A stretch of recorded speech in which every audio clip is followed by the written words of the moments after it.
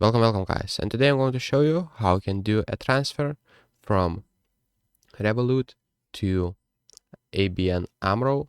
So what you'll need to do is go right here to your Revolut bank app and just click it on the payments right here, and then you will get this new payments tab where it says that you can do a payment to bank or international. So choose one of those.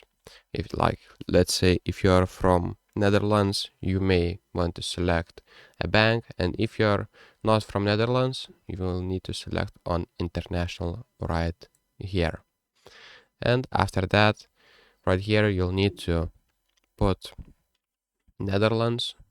So it should be automatically when you put IBAN.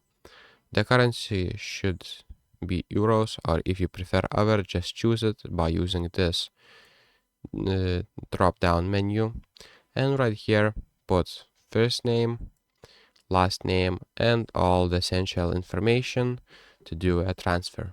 So that's pretty much it, guys. That's how you do a payment from Revolut to ABN AMRO Bank. See you in the next one.